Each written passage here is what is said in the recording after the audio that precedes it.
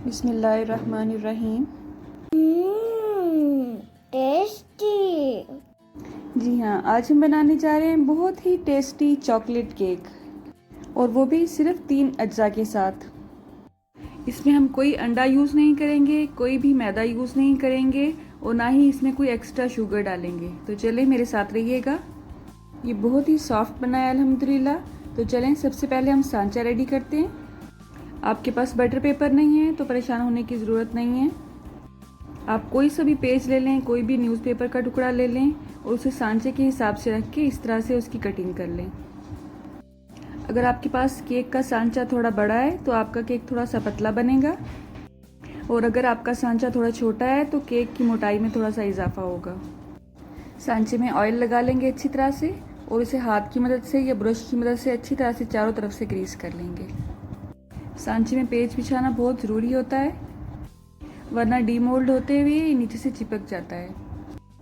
Cake का सांचा बिल्कुल रेडी है, अब इसे साइड पर रख देंगे। अब हमें चाहिए होगा कोई भी चॉकलेट कुकी। मैं यहाँ पे चॉकलेट चिप्स कुकी का एक बॉक्स ले रही हूँ। आप देख सकते हैं इसमें सब टिक्की पैक्स हैं, और एक पैकेट में 3 बिस्किट्स होते हैं।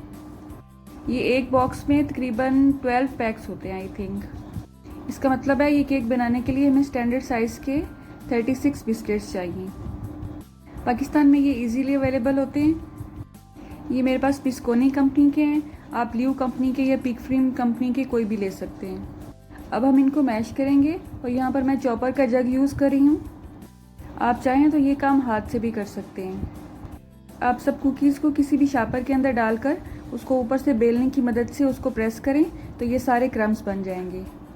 अब हम इन्हें किसी बॉल में निकाल लेंगे। हमने यहाँ पे बिस्किट्स के 12 टिक्की पैक्स लिए हैं, जो कि 36 कुकीज़ बनते हैं, और अगर वेट का हिसाब करें तो ये तकरीबन 300 ग्राम से थोड़ा सा कम है। और अगर आप कप्स में इसको मेजर करना चाहती हैं तो आप सबकी आसानी के लिए मैं आपके सामने इसे कप्स में मेजर कर रही हूँ। मैश करने के बाद ये तकरीबन 2.5 कप्स आए हैं हमारे पास। अब हम नेक्स्ट स्टेप की तरफ चलते हैं। उसके लिए हमें चाहिए होगा 1 कप दूध मैं रूम टेम्परेचर पर ही यूज़ कर रही हूँ। ये ना तो बहुत ज़्यादा ठंडा है और ना ही बहुत ज़्यादा गर्म है। अब हम इसे किसी भी हैंड विस्क की मदद से या स्पैचुला की मदद से अच्छी तरह से मिक्स कर लेंगे। कुकीज़ हमारे ऑलरेडी मीठे हैं, इसलिए हमने इसमें कोई भी एक्स्ट्रा शुगर ऐड नहीं किया है, और ना ही इसकी क्वांटिटी को बढ़ाने के लिए हमने इसमें कोई भी मैदा ऐड किया है। इसको आप एक दफ़ा मिक्स करने के बाद 5 मिनट के लिए रेस्ट पर रखते हैं, और उसके बाद दोबारा इसे मिक्स करें ताकि अच्छी तरह से इसकी मिक्सिंग हो जाए। उसमें कोई भी अगर लम्स बाकी रह गए हैं तो वो भी रिमूव हो जाएं। क्योंकि हमने इसमें चॉकलेट चिप कुकीज़ यूज़ किए थे, इसलिए इसमें चॉकलेट के चंक्स बाकी रह जाएंगे, और बाकी ये अच्छी तरह से मिक्स हो जाएगा। आप देख सकते हैं इसकी कंसिस्टेंसी कुछ इस किस्म की आई है हमारे पास। तमाम बिस्किट्स अच्छी तरह से मिक्स हो चुके हैं, और इसमें ये छोटे लम्स हैं, ये चॉकलेट चिप्स हैं। बेक होने के बाद इसका भी बहुत अच्छा सा फ्लेवर आएगा। अब हम एक छलनी लेंगे और उसमें 2 टीस्पून बेकिंग पाउडर लेंगे। इसको छान कर डालना इसमें बहुत ज़रूरी है, इससे इसके बेकिंग प्रोसेस में इजाफा हो जाएगा। इसको अच्छी तरह से इसमें मिक्स कर लेंगे, और मिक्स करने के बाद इसको आपने रेस्ट पे बिल्कुल भी नहीं रखना है, 1-2 मिनट के लिए भी नहीं रखना है, क्योंकि जब बेकिंग पाउडर गीला हो जाता है तो वो फ़ौरन अपना प्रोसेस शुरू कर देता है बेकिंग के लिए। बन तो ये वैसे भी जाएगा अगर आप इसे रेस्ट पे रख देंगे, लेकिन उसके बाद ये थोड़ा सा हार्ड हो जाएगा अगर आपने इसे ज़्यादा देर रेस्ट के लिए रख दिया तो। इसलिए अपने केक को थोड़ा सा सॉफ्ट बनाने के लिए ये छोटी छोटी सी टिप्स एंड ट्रिक्स को ज़रूर जहन में रखा करें। अब हम इसे अपनी सांचे में डाल लेंगे और इसे फ़ौरन बेक होने के लिए रख देंगे। 2-3 बार इसे टैप करें ताकि इसमें से जो भी एक्स्ट्रा हवा है वो निकल जाए। आप देख सकते हैं ये सांचा इतना खाली है, और बेक होने के बाद ये इतना ही खाली रहेगा। इसको बेक करने के लिए मैं कुकर इस्तेमाल कर रही हूँ, आप चाहें तो पतीला भी इस्तेमाल कर सकते हैं। उसमें वायर रैक रख दिया है, और उसे सिर्फ 5 मिनट के लिए मीडियम आंच पर मैंने प्री हीट किया है। अब हम नहायत एहतियात के साथ सांचा उसमें रखेंगे, क्योंकि कुकर थोड़ा सा गर्म है। कुकर के ढक्कन की आपने रबड़ नहीं उतारनी है, बल्कि रबड़ को उसके अंदर लगा रहने दें। कुकर के ढक्कन पर जो छोटा सा वेट रखा जाता है वो मैं नहीं रख रही हूँ। आपकी आसानी के लिए मैं पॉइंट आउट करके दिखा रही हूँ आपको, ताकि आपको अच्छी तरह से समझ आ जाए। इसको पहले 5 मिनट हम मीडियम टू हाई फ्लेम पर बेक करेंगे, और उसके बाद तकरीबन 55 मिनट इसे हम लो टू मीडियम फ्लेम पर बेक करेंगे। 40 मिनट के बाद आप इसे खोलकर चेक कर सकते हैं कि ये कितना सा बेक हो चुका है। उसके बाद आप उसे अपने हिसाब से टाइम दे सकते हैं। केक को डेकोरेट करने के लिए मैं यहाँ पे हाफ कप मक्खन ले रही हूँ और उसे अच्छी तरह से बीट कर रही हूँ।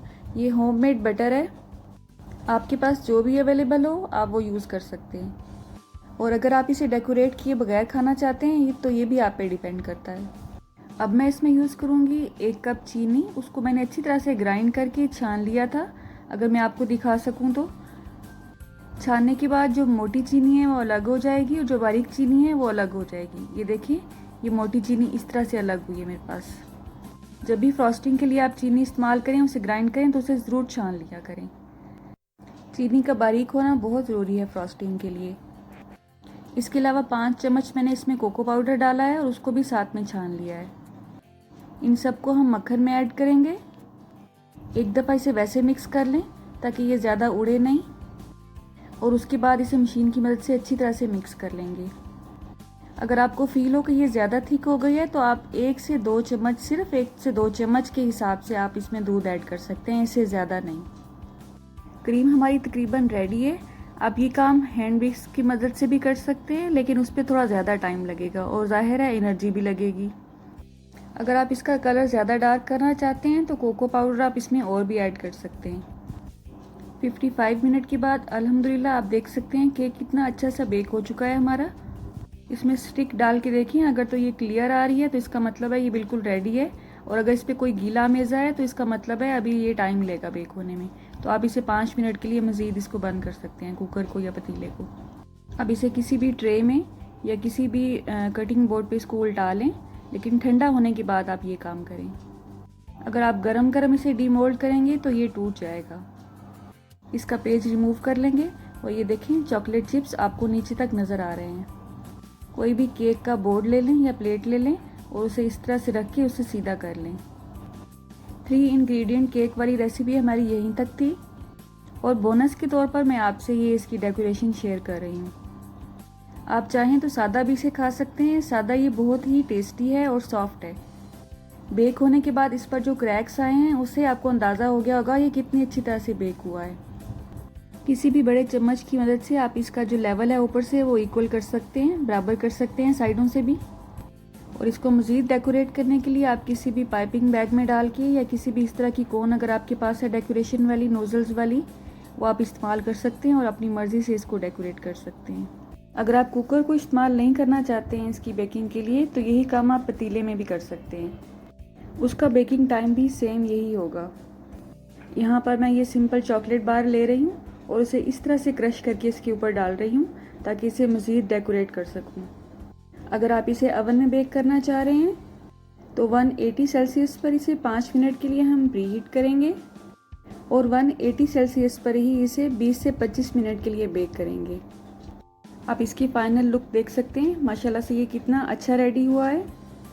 मैं इसकी कटिंग करके आपको दिखाती हूँ। ये बहुत अच्छा सा सॉफ्ट सा रेडी हुआ है। अल्लाह हम सबको ज़मीनी और आसमानी हर तरह की आफत से महफूज रखे। अल्लाह आप सबका दस्तरखान सजाए रखे। अल्लाह हम सबको सेहत और ईमान का रिज़्क़ अता फरमाए। अगर इस रेसिपी के मुतालिक कोई भी क्वेश्चन है आपके ज़हन में तो आप कमेंट कर सकते हैं।